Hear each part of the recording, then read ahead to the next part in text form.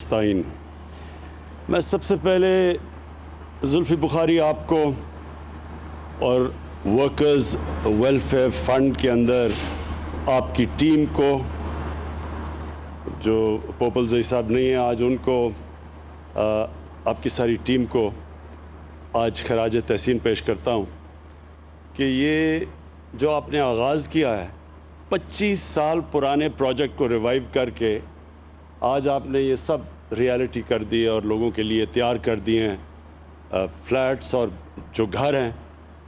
ये बहुत बड़ी अचीवमेंट है, बहुत बड़ी अचीवमेंट है, इसलिए कि 25 साल से कभी किसी ने नहीं सोचा था कि ये भी इसको भी प्रायोरिटी बनाएं कि हम वो लोग जो कभी सोच भी नहीं सकते कि वो अपना घर ख़रीद सकते हैं, अपना घर बना सकते हैं, तो उन लोगों के लिए हमारे बदकिस्मती से मुल्क में कभी भी प्रायोरिटी नहीं थी। यानी हम सब चीज़ों का सोचते थे लेकिन इस तबके का कभी नहीं सोचा इस मुल्क ने। और ये जो हम जब नया पाकिस्तान कहते हैं, नई सोच का नाम है, एक नए माइंडसेट का नाम है। और नया पाकिस्तान का मतलब कि एक माशरे को, सिर्फ एक गवर्नमेंट नहीं, एक मुल्क के फैसला करे कि हमने अपने उस तबके को जो कमज़ोर है, जो ज़िंदगी की रेस में पीछे रह गया है, हमने उसको ऊपर लेके आना है। ये जिम्मेदारी हमारी है सबकी।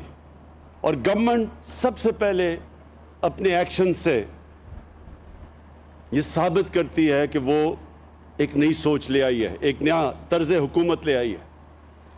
तो ये हम कोई किसी पे एहसान नहीं कर रहे, ये वर्कर्स का हक है, मेहनत कश लोगों का। और अब तक जिस तरह जुल्फ़ी ने बताया, किराए पे मिलते थे घर वर्कर्स को, अब ये उनके अपने घर हैं। ये वही किराया दे के, वो जो किराया होगा वो कर्ज़ों की किस्त में चला जाएगा और वो घर भी उनका अपना हो जाएगा, अपनी मालकियत हो जाएगी।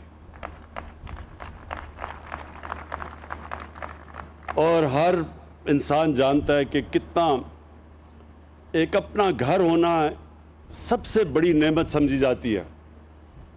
देहात के अंदर, गांव के अंदर तो फिर भी आसान होता है, लोगों को अपना छत अपनी ख़रीद लें, बना लें। लेकिन शहरों के अंदर जिधर ज़मीन महंगी है, नामुमकिन है कि एक मज़दूर, एक मेहनत कश, एक तनख्वाहदार,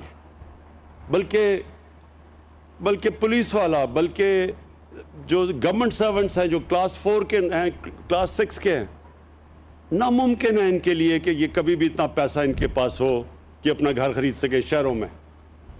तो ये जो आज हमने ये आगाज़ किया है, ये सिर्फ इसलिए किया कि अब हमने एक नया कानून ले आए हैं। हमने एक तो गवर्नमेंट ने पूरी तरह इंसेंटिव्स दिए हैं, लेकिन जो एक कानून है जिससे बैंक्स पहली दफ़ा कर्जे दे सकते हैं, और हमें 2 साल लगे इस कानून को अदालत से क्लियर करवाने में। और कानून का नाम है फोक्लोजर लॉ। ये कानून, ये जब तक अदालत से हम क्लियर नहीं करवाते थे तो बैंक पैसे ही नहीं देते थे, कर्जा ही नहीं देते थे। तो आज अगर हमें डिले हुआ है, हम ये जो हमने वादा किया था लोगों से घर बनाने का, उसकी बहुत बड़ी वजह यह है कि 2 साल के बाद वो फोक्लोजर कानून अदालत से क्लियर हुआ और अब मुमकिन है बैंक से पैसा, यानी बैंक कर्जे देंगे, जिसको मॉर्गेज कहते हैं।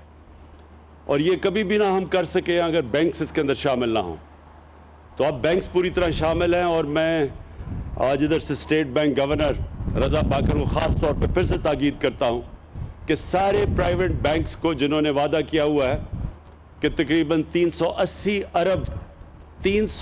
अरब उन्होंने सिर्फ घरों के लिए, कर्ज़ों के लिए रखे हुए थे, मॉर्गेज के लिए रखे हुए, वो अब इन्फोर्स करें, उनके लिए आसानी करें कि लोगों के लिए, एक आम आदमी के लिए कर्जा लेना आसान हो। हमारा जो नया पाकिस्तान हाउसिंग है, इसने पूरी जिस तरह हर फ्लैट पे 3 लाख रुपया गवर्नमेंट दे रही है सब्सिडी, ताकि आसान हो आपके लिए, कर्जों की किस्त आसान हो हर महीने देने के लिए। तो वो हम गवर्नमेंट 3 लाख रुपया हर घर के ऊपर दे रही है, हर फ्लैट पे दे रही है। और उसके अलावा हमने जो सूद है वो भी रोक लिया। हमने गवर्नमेंट ये इंश्योर करेगी कि 5% से ऊपर सूद ना जाए, तो 20 साल तक ये सूद वही रहेगा। बेशक हमारे मुल्क का सूद ऊपर चला भी जाए, खुदा न खास्ता, लेकिन लोगों को 5% से ज़्यादा कभी भी सूद नहीं देना पड़ेगा। और अगले